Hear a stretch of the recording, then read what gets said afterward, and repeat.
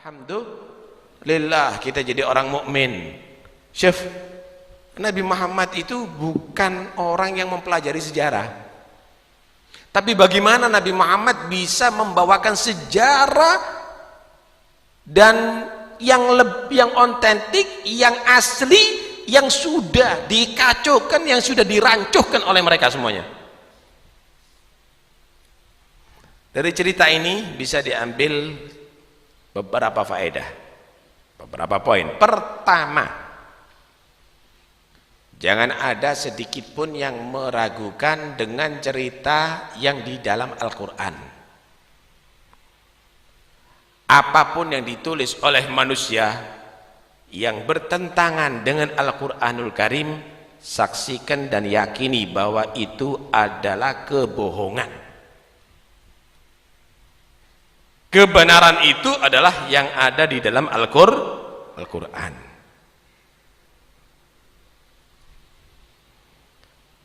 Dalikal kitab la raiba fihi hudan lil muttaqin. Itu Al-Quran, nggak ada keraguan dalamnya, pasti benar dari Allah sebagai petunjuk bagi orang yang bertakwa. Subhanallah. Nabi Muhammad menceritakan Nabi Yunus, Nabi Muhammad, Nabi Yakub. Nabi Muhammad tidak bisa baca kitab-kitab dahulu, tidak pernah belajar kepada siapapun, tapi menceritakan itu semuanya dari wahyu Allah. Sampai ada surat Yusuf, komplit Nabi Yusuf diceritakan ada di situ. Nabi Musa diceritakan. Anda mengikuti 4 tahun atau 5 tahun ini Ramadan cerita para anbiya. Jangan ada yang meragukan itu. Menurut sejarah, Anda tidak nurut sejarah. Kenapa? Sejarah itu rekayasa. Tapi ini nurut kalam Allah, pasti benar. Kedua, Nabi Isa manusia pilihan Allah, wajib kita mengagungkan. Tapi tidak boleh kita menyamakan Nabi Isa sama dengan Tuhan, atau sebagai anak Tuhan, atau separuh Tuhan. Nggak ada. Hamba Allah yang dipilih, yang suci, yang dijadikan panutan, yang diangkat sebagai Rasulnya, wajib kita imani. Yang tidak mengemani itu kafir hukumnya. Dan itu ajaran Nabi Isa. Hadirin sekalian rahmati Allah, memang orang kalau cinta itu kadang-kadang bisa buta dan tuli. Al-hubbu yu'mi wa yusim. Nih gambaran orang cinta ya, cinta sama anak masih nggak atus, walaupun anaknya main stretching diambungi, seakan-akan basin itu tidak ada, jijik itu tidak ada. Yu'mi wa yusim. Cinta dengan orang yang diidolakan, wah luar biasa, semuanya dianggap benar sudah. Cinta kepada para anbiya bagus, wajib, tapi tidak boleh mengangkat sebagai Tuhan dan sebagai anak Tuhan. Puji Nabi Isa, kita setuju. Hormati Nabi Isa, kita setuju. Tapi kalau menjadikan Nabi Isa Tuhan, stop. Nggak bisa. Nabi Isa sebagai anak Tuhan, stop, nggak bisa. Saya mau tanya, kalau bapaknya kamu misalnya bilang punya anak misalnya, padahal nggak kawin, apa itu berarti? Hah? Ini anaknya bapak kamu, padahal nggak kawin, apa berarti? Oh, ini melecehkan ini. Ini bukan menghormati ini. Begitu juga kepada Tuhan, punya anak, Tuhan masa kawin seperti makhluk? Dinisbatkan sebagai anak Tuhan, ini melecehkan Tuhan. Anda bisa menuntut, saya tuntut ini pelecehan, ada hukumnya Pak. Ada hukumnya itu, melecehkan, menyatakan punya anak padahal nggak kawin. Yang ngomong gitu bisa dituntut. Hukum agama kena haddul ghadhaf. Kalau itu hukum pemerintah masih ada tuntutannya. Tapi kalau sama Tuhan dibebaskan, biar kebebasan. Tuhan punya anak, mari ngono duwe cicit kok. Kalau dibebaskan kenapa? Kalau begitu kan? Karena itu kita umat Islam menyatakan tidak boleh. Qul huwallahu ahad, Allahus samad, lam yalid wa lam yulad wa lam yakul lahu kufuwan ahad. Tegas harus umat Islam. Enggak boleh kita anggap biar bebas, enggak bisa. Lam yalid wa lam yulad harus menjadi satu keputusan.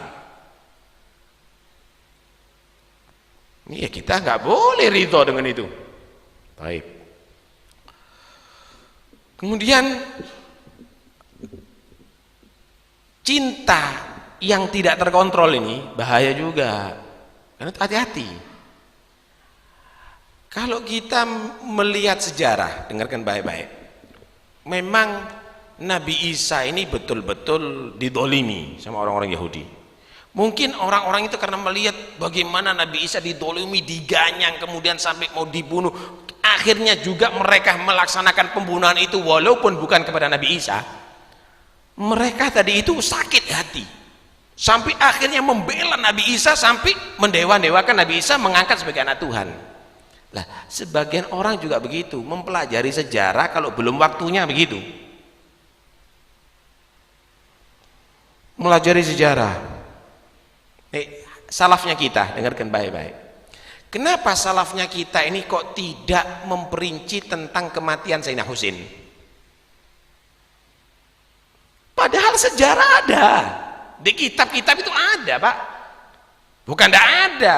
Kok nggak diutarakan kematian Sayyidina Husain tadi itu? Dengarkan baik-baik supaya ngerti. Karena untuk orang awam nggak perlu dulu. Perlu diajari wudhu orang awam ini. Perlu diajari sholat. Perlu diajari puasa yang benar, perlu diajari zakat. Belum bisa membatalkan wudhu ngomong sejarah. Ketika orang tadi itu keliru baca sejarah bagaimana si Sayyidina Husain didolimi, bukan akhirnya menjadi ilmiah, emosi yang ada. Ketika emosi yang ada, udah semuanya dianggap musuhnya Sayyidina Husain. Sayyidina Abu Bakar dianggap musuh Sayyidina Husain. Sayyidina Umar dianggap musuh, Sayyidina Utsman dianggap musuh, para sahabat dianggap musuh. Loh, ini loh, kalau orang nggak ngompliti ilmunya dulu. Karena itu jangan melompat, belajar wudhu dimi, belajar sholat dulu, belajar halal haram dulu, baru nanti kita ajari itu. Bukan nggak tahu sejarah, ta'al. Kita paham sejarah itu, kita baca kitab itu, cuma ente belum waktunya. Ditanyai tentang sifat Allah 20 masih bingung.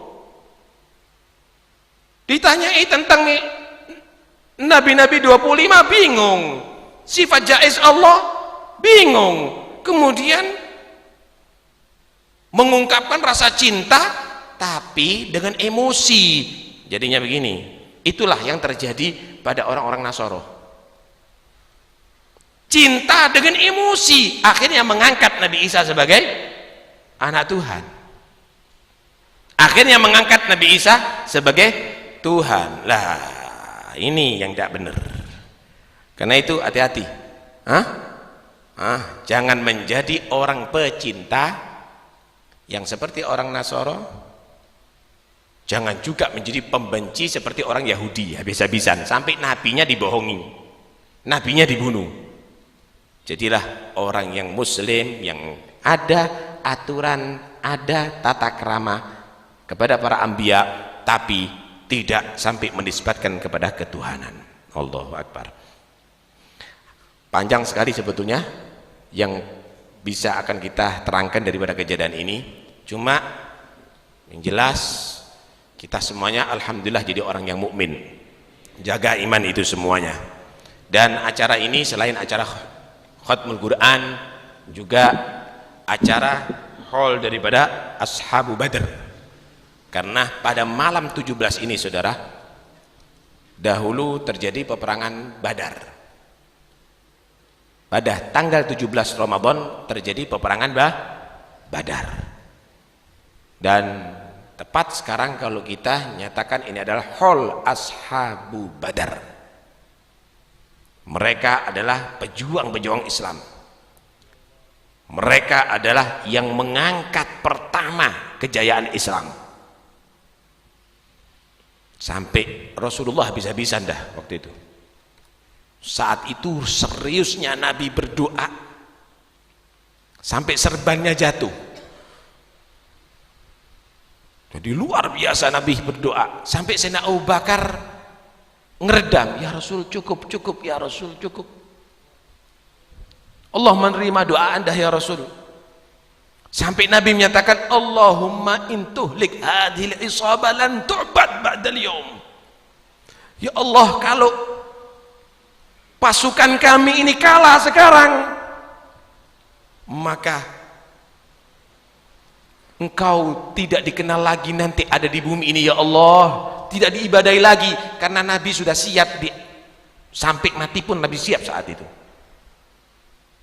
Rasulullah sendiri yang memimpin saudara saat itu. Tapi akhirnya dengan bantuan Allah subhanallah, Allah subhanahu wa ta'ala jadikan kaum muslimin menang, dan itu kejayaan Islam pertama. Karena itu patut sekali Ashabu Badr untuk kita kenang. Dan sekarang malam 17 Ramadan ini, malam 17 Ramadan ini juga ulama menyatakan nuzulul Quran, turunnya Al-Quran dari Lauhul Mahfuz ke Baitul Izzah. Nuzulul Quran, karena itu pantas sekali untuk diagungkan, karena tidak ada yang lebih hebat daripada Al-Quranul Karim saudara. Tidak ada yang lebih istimewa. Dengan turunnya Al-Quranul Karim, maka kita menjadi orang-orang yang bisa mengikuti petunjuk Allah subhanahu wa ta'ala.